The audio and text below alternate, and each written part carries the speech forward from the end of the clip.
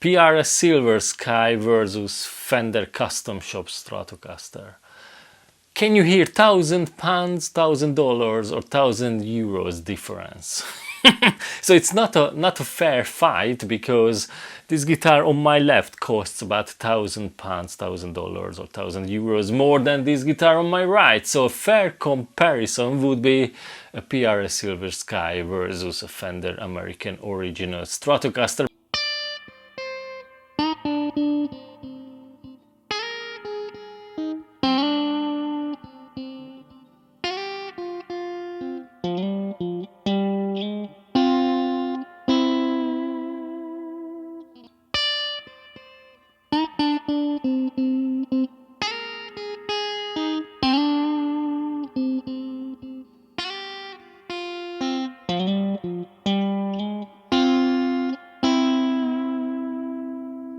Let's see how many of you can hear £1,000 difference between the two guitars. Let me know in the comment section, please. Let me know what you can hear.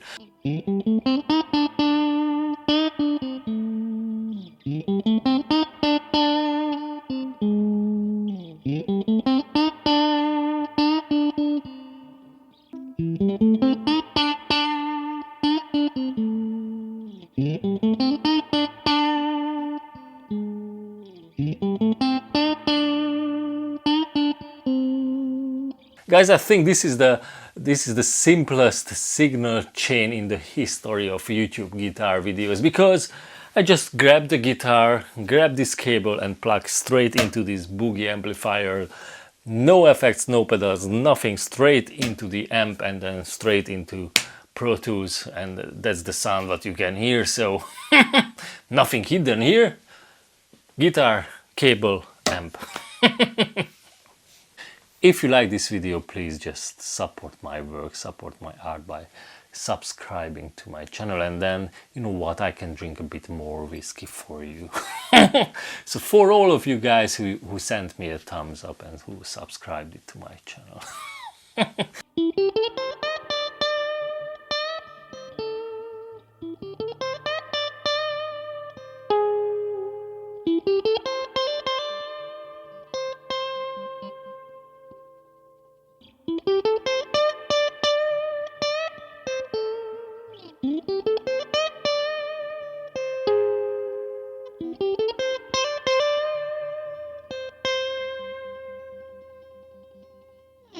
So this is a beautiful night with two amazing S-style Stratocaster guitars and a bit of 12 years old Tobermory whiskey straight from the sunny Tobermory.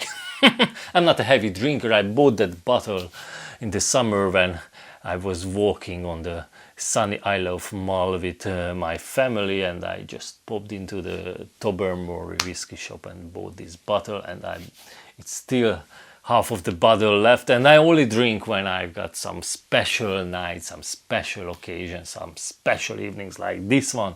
Two amazing guitars here.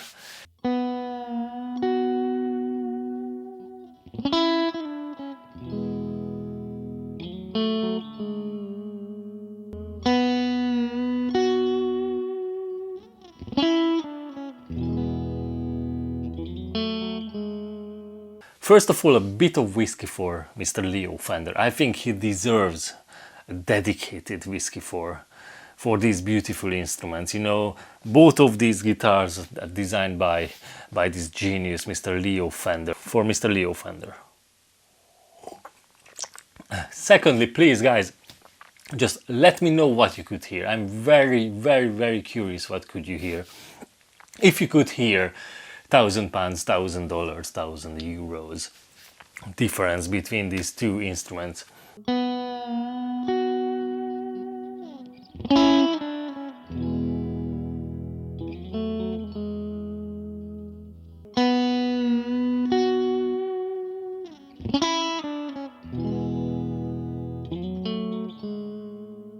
So the number one thing what I could hear is the note separation is a bit better, a tad better on this guitar than on this one. This is a genuine, that honest opinion. You know, I don't care how much does it cost. I don't care what's the brand. I don't know. I don't care about who is behind who is behind the instruments. I don't care about these. What I could hear is the note separation is definitely better.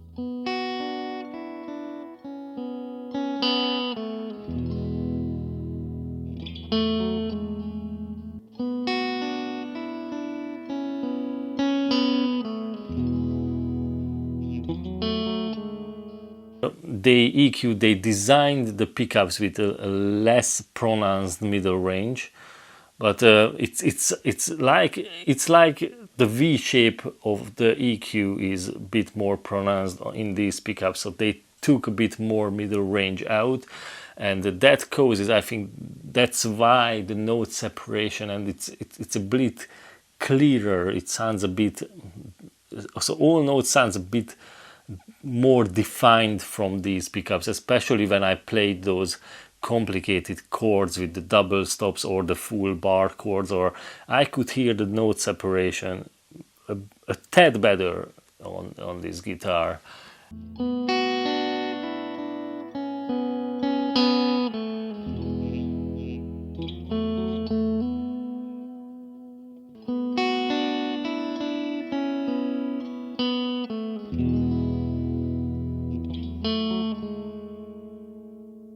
So both of these guitars, by the way, based on the 60s Strat design. So they used this instrument.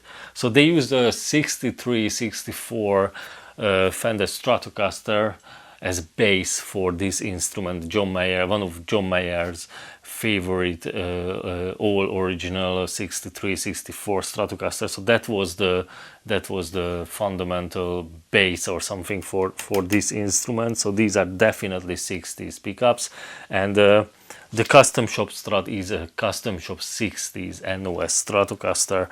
So these pickups are hand-wound 60s Stratocaster. I think these are hotter pickups, which is great for overdrive, which is great for more blues, more rock. So just I'm talking about nuances. They both sounded fucking awesome.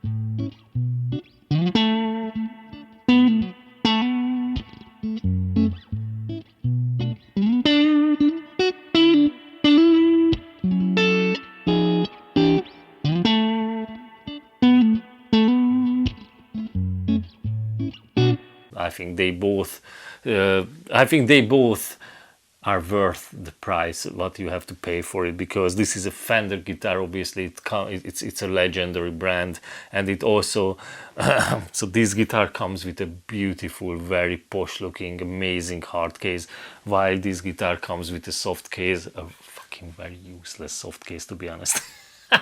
And to be honest, if you buy a PRS Silver Sky, or if you buy this PRS Silver Sky, by the way, first thing first, you should buy a hard case. These guitars, this is a fucking amazing design. They spent so much time designing this instrument. It deserves a very nice hard case. So this doesn't come with a hard case. This comes with a very posh, ultra great looking hard case, and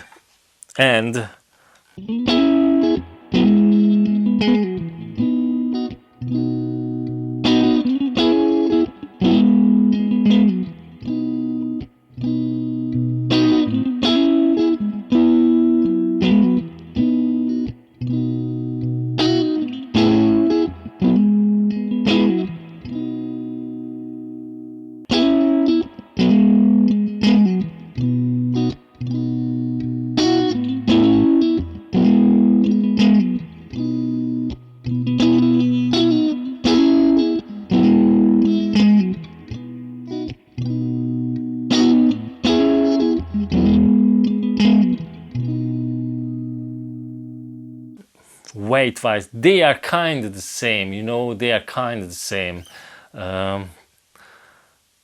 This has a hand selected ash body, while this one has an alder body. I'm not sure it's a one piece or two pieces.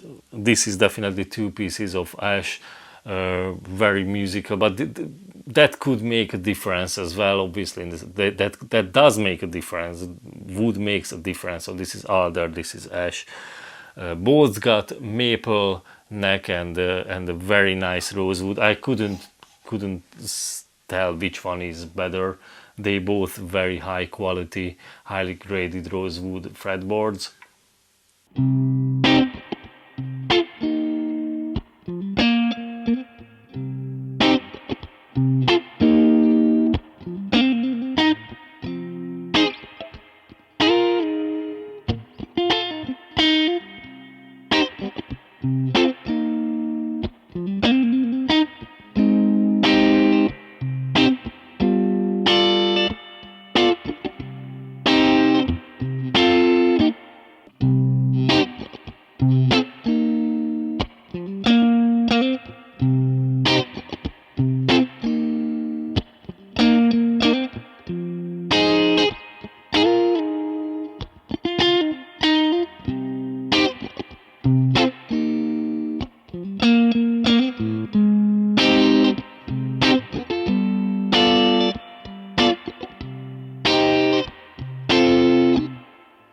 Obviously, the PRS Silver Sky's got some beautiful bird inlays, plastic bird inlays, so no mother of pearl or anything. These are just made out of plastic. And this one as well. This just has the normal dots, so this is much cheaper. I think these dots than these birds. In terms of comfort, you know, they are both great. I mean, they are both great. Very, very, very similar neck shape. I probably didn't notice any difference between the neck shape. No, they are kind of the same 60s Stratocaster style and 60s Strat neck shapes. Same fretboard. I dig the fretboard edges on both of these instruments. I didn't have any problem with the fretwork or anything, so they're just 10 out of 10. I couldn't feel any difference playing wise.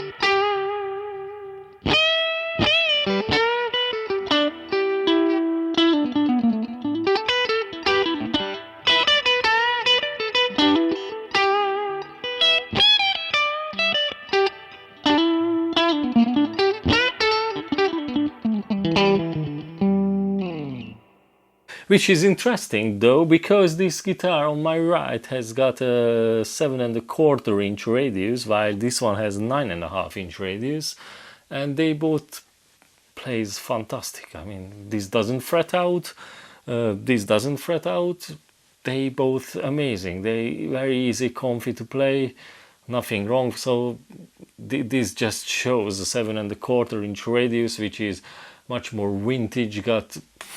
You can set it up perfectly. I mean, I wouldn't throw this away, or maybe I wouldn't even notice the difference. So this played great. This played great. This has 7.25 inch radius. This has 9.5, and both are absolutely bang on. Nothing wrong. Some aesthetics difference now. Some serious one. I think this here is kind of big difference. So the pearloid buttons and the Spurzle tuners are fucking amazing on this guitar. They look great. These pearloid buttons and even these tuners, they look bloody amazing. While these tuners and especially the the tuner buttons, they look fucking shit. Whoever came out with this idea is the cheapest looking, awful looking, ugly fucking gray buttons on a beautiful guitar. So why? Just tell me why. Why didn't they use simple steel buttons? Why did they use these fucking cheap, ugly looking motherfuckers on this headstock? I have no idea. So yeah, so these buttons look, but these are just aesthetics, you know. You could hear what you could hear, you know, playing wise and sound wise. These pickups got, you know, better note separation, while these ones are a bit hotter, a bit bluesier. It depends. It's personal taste. I wouldn't make a decision between, because they both got their advantages or disadvantages. So yeah, but hey, this guitar is £1,000 cheaper, so somehow, somewhere they have to cut the costs when they build this complicated electronics or very, very amazing pickups. I think these pickups are easily custom shop quality.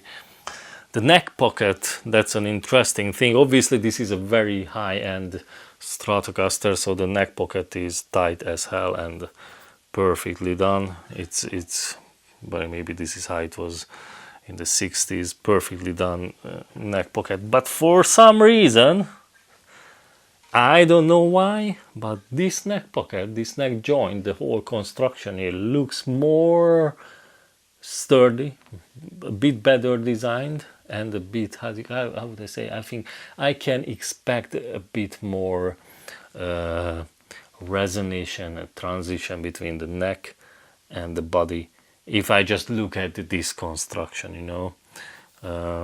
Obviously it's the same 4-bolt, but this looks chunky. The neck pocket is fantastically done. I think this is something special in this guitar, and it comes from this neck joint, and it comes from the special electronics. I think they spent so much fucking time on these, making it better. What is better on this guitar is definitely how they designed the Truss Rod cover, because this guitar, actually at the moment, this guitar would need a bit of truss rod adjustment, but for adjusting the truss rod I have to fucking take off the strings or make the strings looser and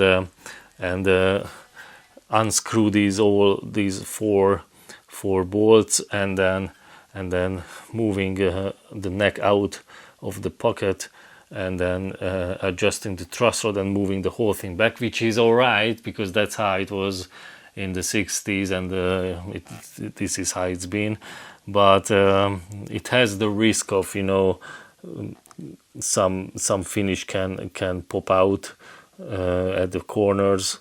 It happened many times. It doesn't cause anything, but it's just an aesthetics difference. It's a fucking stupid design having the truss rod bolt down there, so I have to unscrew all these four things, tighten the neck a bit, and then put it back. That takes a lot of time. It's a bit pain in the ass, to be honest.